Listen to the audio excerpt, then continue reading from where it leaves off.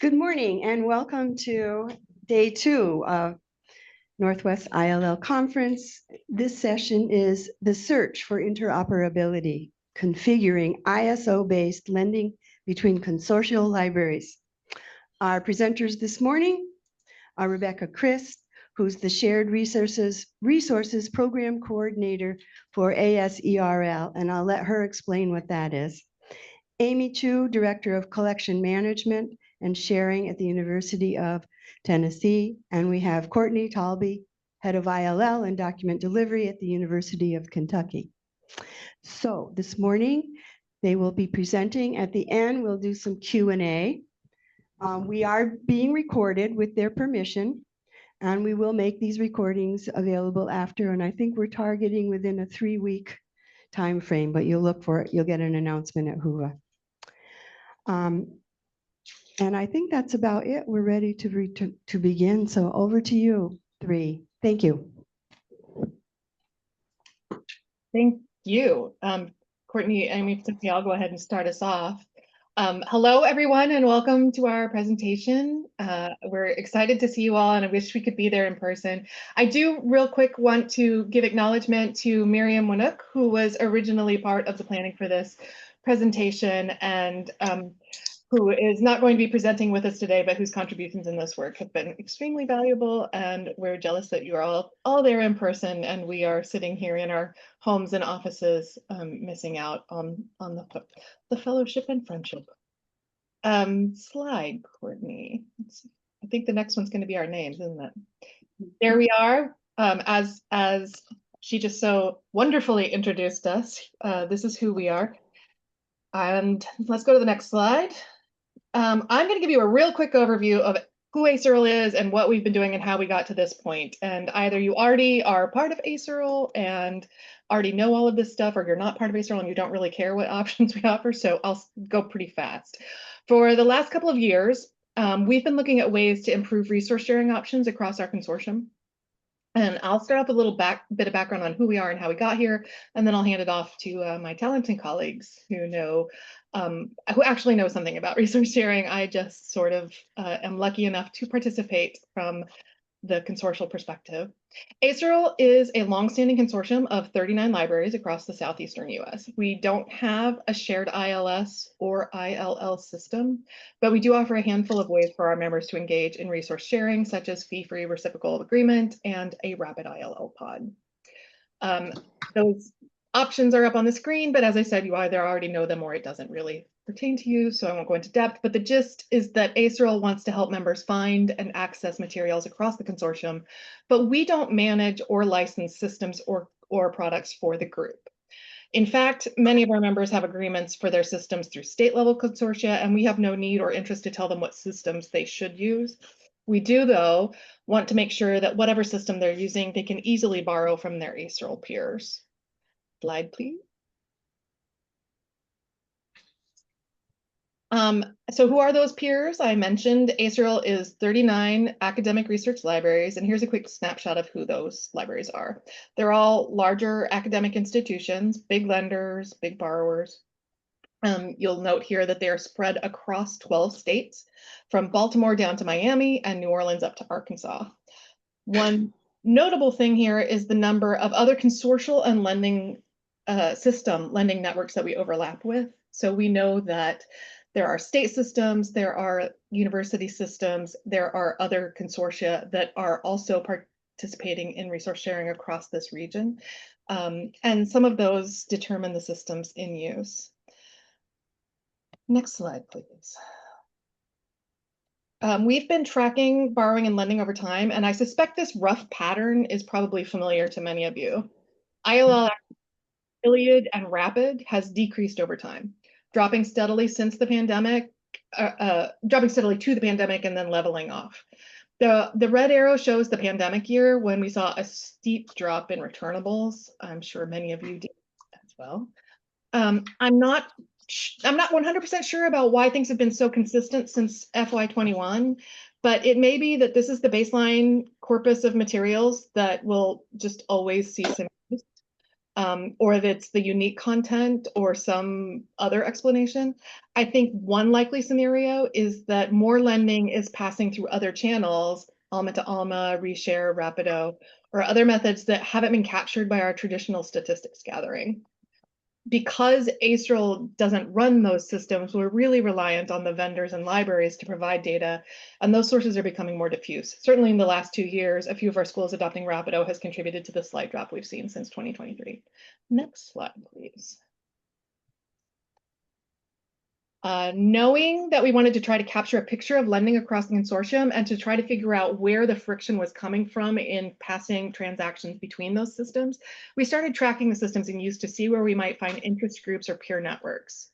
We found a lot of users of a few systems, and overall a pretty significant number of systems in use. In this one, you can see these circles are sized proportionate to the number of users. And we have a solid handful of systems in use, but big concentrations of users of ILLiad and Alma, particularly with Primo, and some EBSCO in there as well. Next slide, please. These systems, as you know, are owned by a handful of different companies. These programs often work great within their own system environment, but don't always cross the streams as nicely, requiring sometimes more staff intervention to manage and process transactions. To help us figure out what progress might be possible, we brought Courtney Taulbee on as a visiting program officer for a year. We did a lot of background research on what systems were in use across other consortia, what options were available, what the actual barriers were to being able to borrow and lending. And one of the things that rose prominently to the top was the use of ISO 18626 to pass transactions from institution to institution, also because it's the underlying basis of a number of these resource sharing options in general. We were looking for something that would allow us to pass transactions independent of vendor if possible. And with that, I will hand it over to Courtney. Okay, thank you. So yeah, I'm also just going to continue talking about what led us on this pursuit of ISO interoperability. ASERL formed the resource sharing committee for the 2023-2024 academic years. So we are now in our 3rd year of having this group. And you'll see the members listed from last year, and then kind of a brief overview of some of the projects that we've done, and I'll provide a little detail about that, and like I said, how it led us down this path further. So Rebecca created a systems over spreadsheet at the beginning to gather information from the ASERL libraries to learn more about what systems we use. You saw her beautiful graphs showing that. So she's done an outstanding job of continuing to keep this information up to date, and we've expanded on it further somewhat as our work progresses and new information is needed. So it's been a great resource for the consortia to have at the ready. The environmental scan was a project Rebecca and I worked on, where we met with resource sharing members and staff from 6 other library consortia across the US. In these conversations, we covered a variety of topics and things like what systems are used, consortial ILL practices, other popular ILL subjects like controlled digital lending, ebook lending, shared licenses.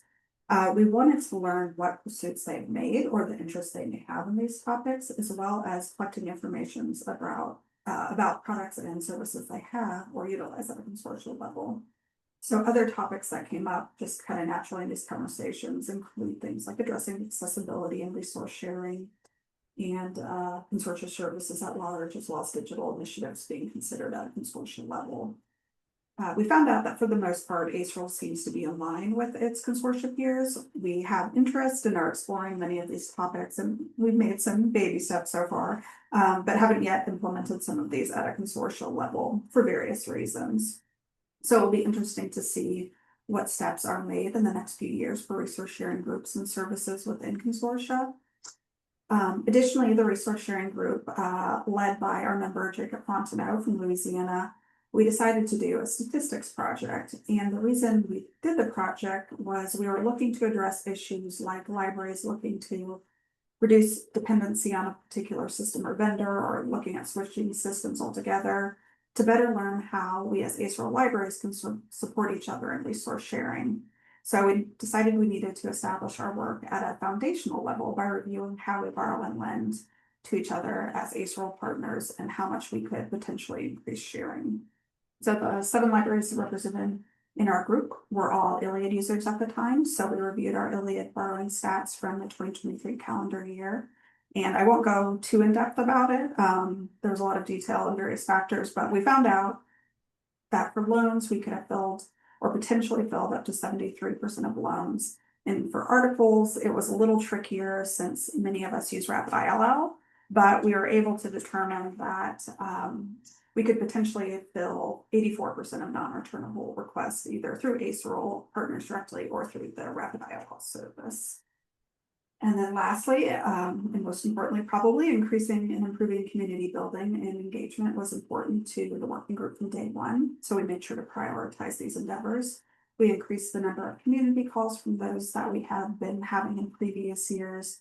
And we did things like create polls and request feedback to generate topics of interest to learn what the wider community would like to meet about. So we all know that there's a wealth of knowledge in the wider ILL community.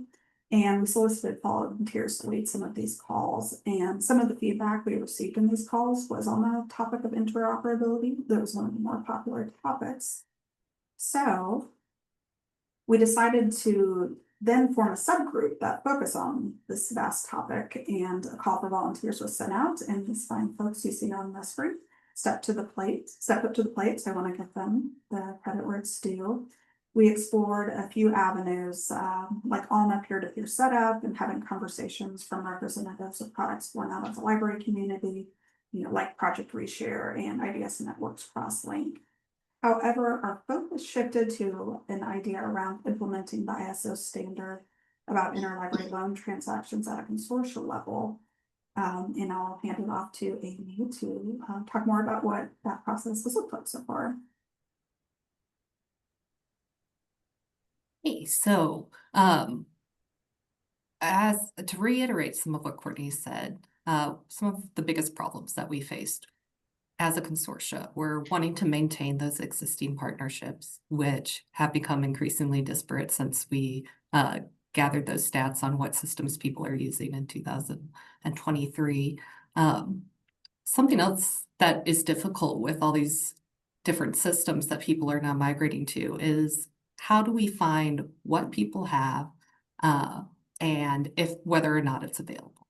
And then, of course, what are the policies regarding its use? And another issue is that, as Rebecca stated, we are all very autonomous institutions that are part of this consortium.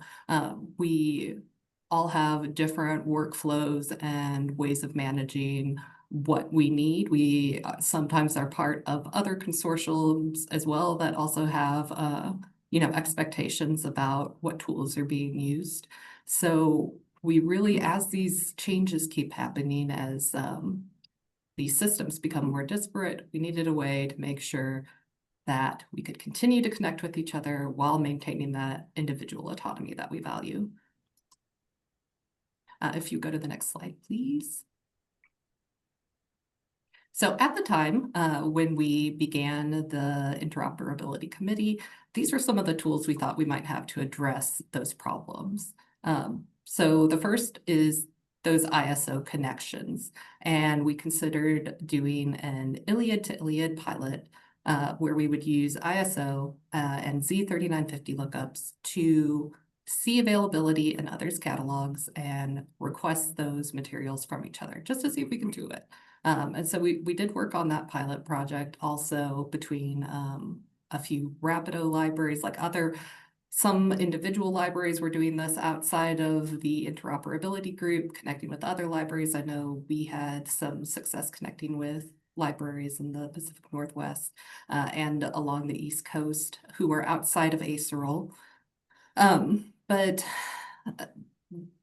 we'll continue. The Z3950 profiles, if you're using ILLiad, can be a way to see what content is available in an individual location's catalog live. You could see whether or not it's available right there from that Z3950 profile.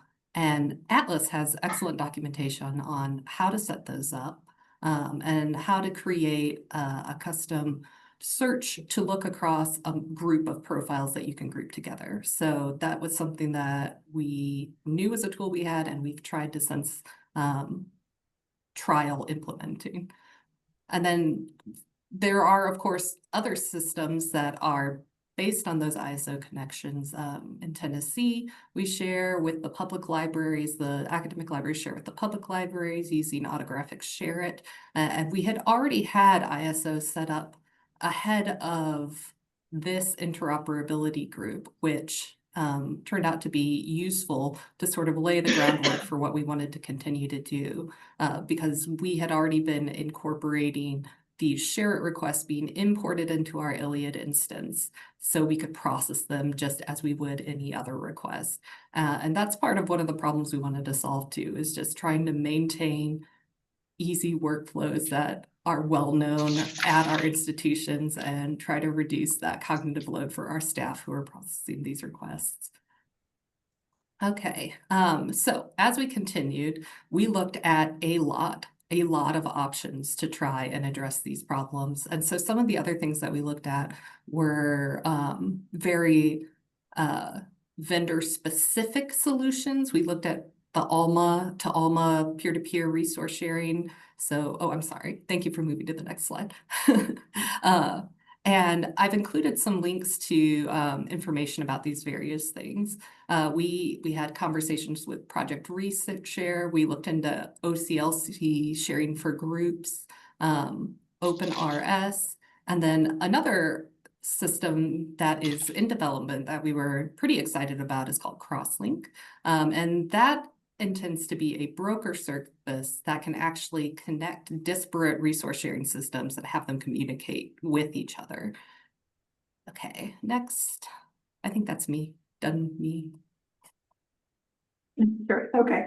Yes. So, yeah, I'll just talk a little bit about the process that we've been doing for this pilot project. So, I think I probably said this enough, but, as we're reevaluating our dependency or use some proprietary tools, we wanted to make sure that ASERL libraries are better able to serve each other, but also the greater ILL community. So, we are, as mentioned, in the midst of testing it with each other, documenting and analyzing our findings, and our hope is to share it with, share feedback with other ASERL libraries.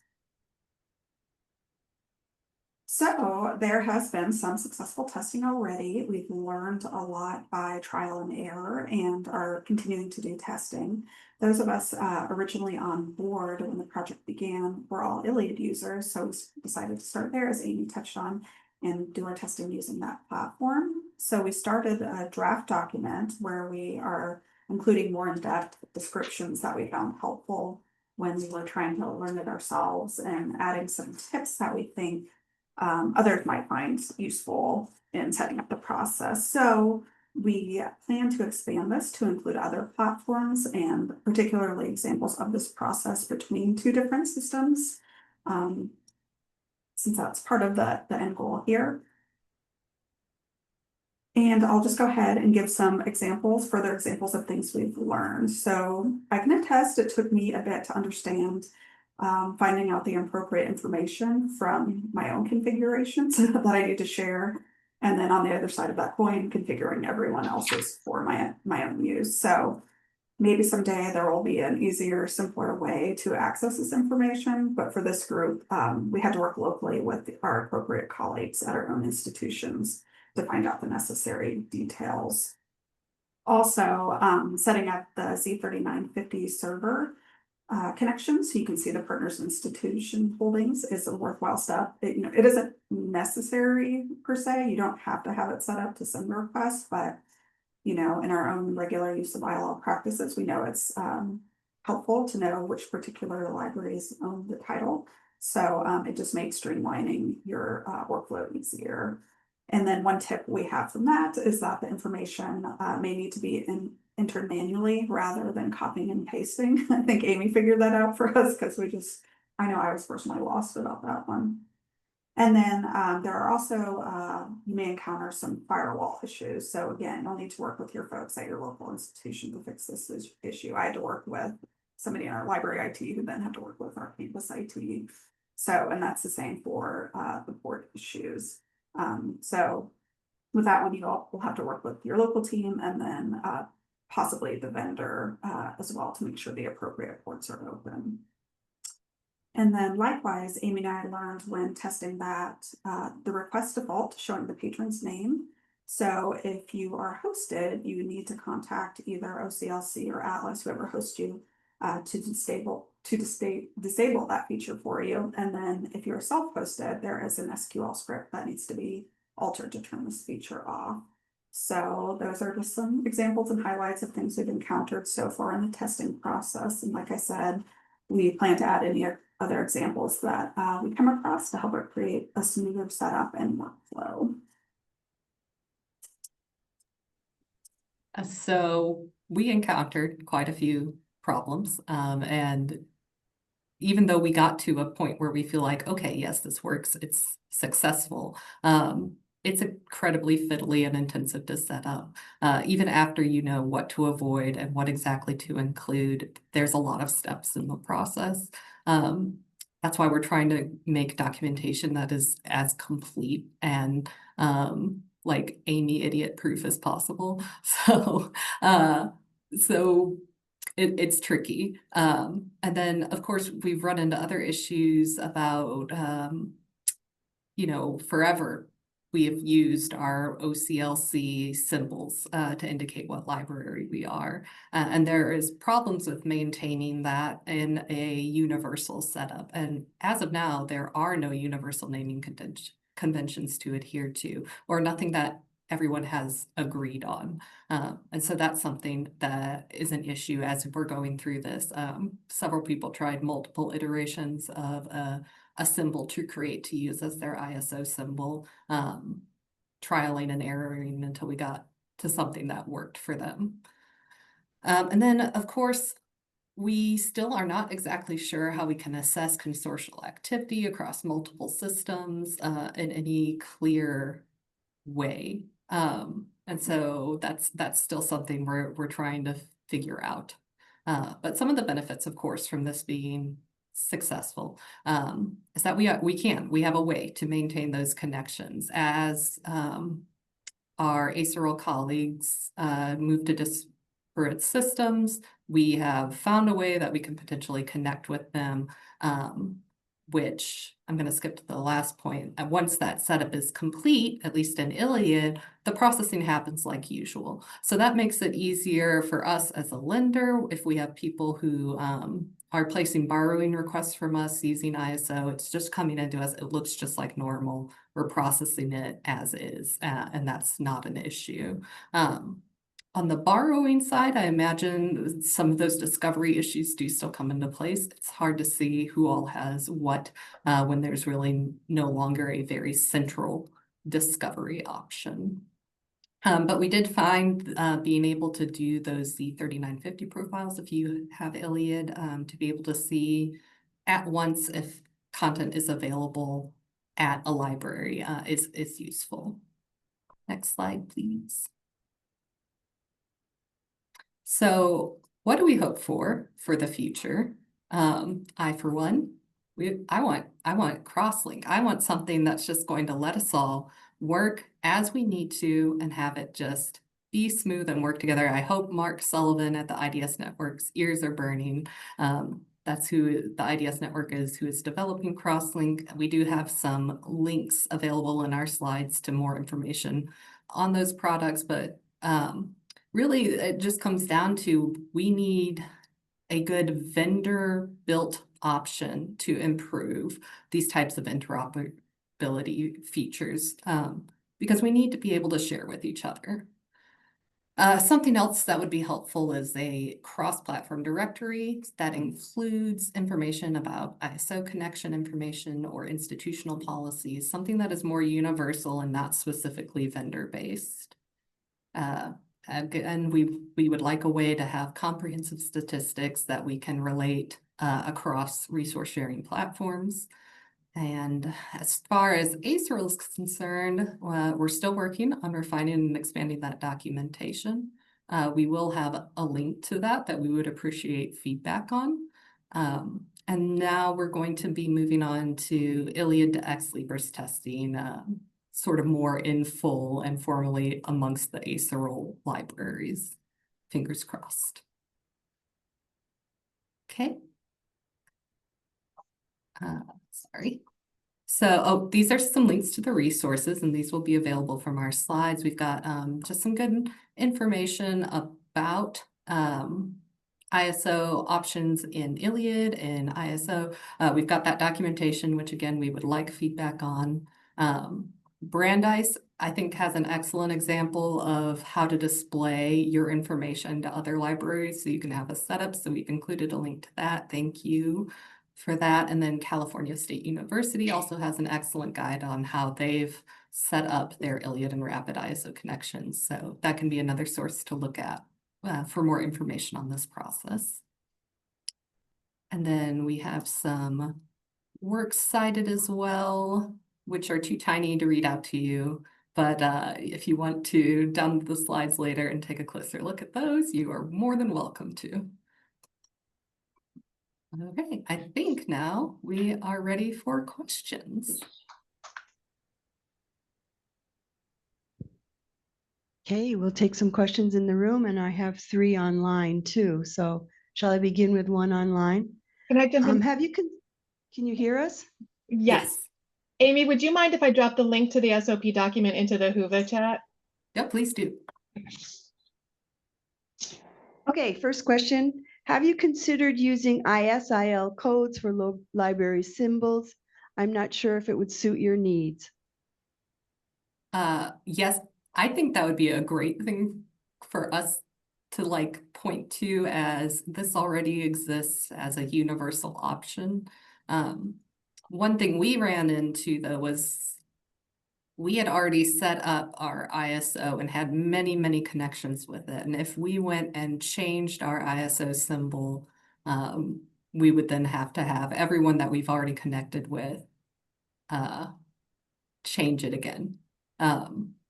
So going forward, if that or something similar could be the standard, it would have to just be something that everyone can agree upon. And it might need to be something like naming conventions like that, and that might need to be included in an ISO standard, like the written ISO standard, so that we can try and do that going forward.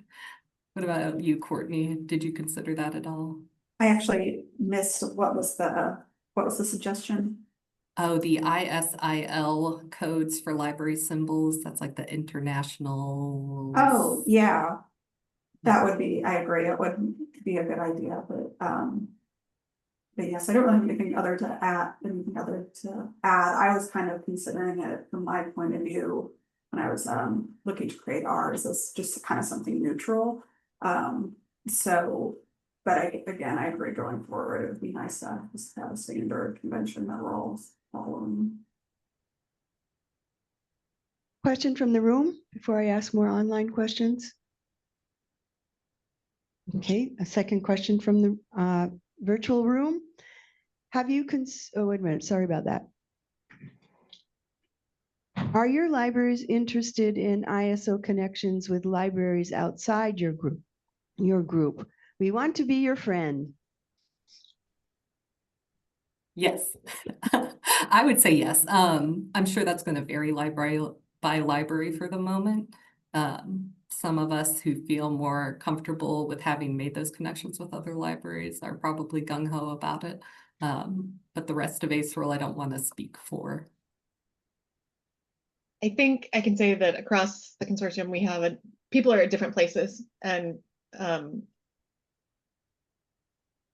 right now, as everywhere, people want to save costs. People want to do the most with the staff that they have, and in some cases, staff is a little bit more limited than it used to be. So we're sort of at the moment letting implementation and adoption happen on its own timeline for each institution. But expanding the list of people that they can share with is always going to be, it's a very sharey group of people. Yeah, and we're not the only ones working on ISO. Lots of other places have done that either within their consortia or with other libraries, and like Brandeis's guide are putting more information out there. It's on a lot of people's radars, so hopefully these conversations can lead to some sort of, again, like joint directory with policies and information about how to connect and what that would entail. Little pie in the sky there. But. I have another question for you then. Do we know of any regional, consortial, or national directories of ISO connection info and ISO address book? Not Any yet address that I book? know of. Does anyone in the crowd know? Yeah, that would be great if there is one that we Well, just Jacob. haven't seen. We are talking to some IT and security InfoSec folk about whether making a list of this information available publicly would present any security risks, because it does have things like database addresses and port numbers in it. And we have compiled that information within our group. It would be fantastic if we could compile that information on a broader spectrum. And we've talked about, where might be a great place to host that sort of thing, who might be able to take that on and keep something up to date with that. And I think that's definitely a goal for the future. Thank you. Just to establish the structure in my head, this is the question. Most ASERL libraries, whoops, where did it go? New questions come in and the question I'm on jumped. So let me start that again. To establish the structure in my head, most ASERL libraries have their RS resource sharing transactions initiate an ILLiad. How many have requesting that initiates at the ALMA level? Wondering why the ISO is happening in ILLiad rather than ALMA or Rapido. You got that? Yeah, I did. Yeah. I think I can tackle this. When we started this pilot project, 99% of ASERL libraries were using ILLiad. That's changed in the past couple of years. So that phase 2 of this project is definitely going to be looping in the Ex Libris side of things. And I am very happy to pass the reins of that testing to those who have more familiarity with that side of the system, and documentation to be happening there. So that's coming for us, but that's why we focused on ILLiad first, is because that just was where most things were happening for us. And it gave us the opportunity to better understand how it works. We wouldn't need to use ILLiad to ILLiad ISO in between each other, but it really helped me just understand what it entails and what information is needed in order to set this up. I know, of course, it will vary from system to system, but I couldn't have even told you where to start, without this group project. Okay. How many have time for another question? This question is, in our ISO testing from ILLiad using ISO to send and receive requests from a library only on Rapido Alma, we found neither we nor the other library could attach a PDF to deliver. We had to use OCLC-AR, and they used email each other to send a link of the article that needed to be collected and processed. So I guess the question is, do you have any thoughts about how they could improve on this? I personally have not gotten that far on the Alma Ex Libris side of things. From the ILLiad side, we just send it out as a normal request. That article exchange link goes out if Odyssey isn't an option, and it either goes through to their system automatically, depending on how setup is, or they receive an email with a link and password to the article. But again, yeah, that since we're using ILLiad, article exchange is how most article delivery is happening for those who are using ILLiad. I am not sure at all about the Alma side. Okay, thank you. And the final question that I'm seeing, Are your sharing libraries thinking about switching to an open source ILS that has ILL sharing in it? For example, Koha. I wonder about this from my own library consortia. So I guess they're asking you your thoughts about open source ILS. That is one of those things why we would love to have something that is cross-system, because this is going to vary so much library to library within our consortia. I know you can take ILLiad from my cold dead fingers, but other libraries have it differently and prefer things to be different. But as far as the open source goes, I think some of our libraries are going to be or have already moved to Folio. And so that will present a next level of testing, most likely. We had one library who was using Koha, and they have migrated to Alma at this point. If you noticed on that slide with the circles where it showed by ownership, there were two tiny little dots of open source things, Reshare and Koha. And it's interesting to me that we talk a lot about investing in open infrastructure and libraries owning the infrastructure and the metadata and everything, but that's not where the money is going right now. Okay, thank you. I've been neglecting the room here. Any questions from the people in this room? All right, then I'm not seeing any more questions online. So thank you for this interesting and eye-opening and encouraging and exciting presentation about ISO interoperability. So thank you and goodbye. Thank you. all. Thank you so much.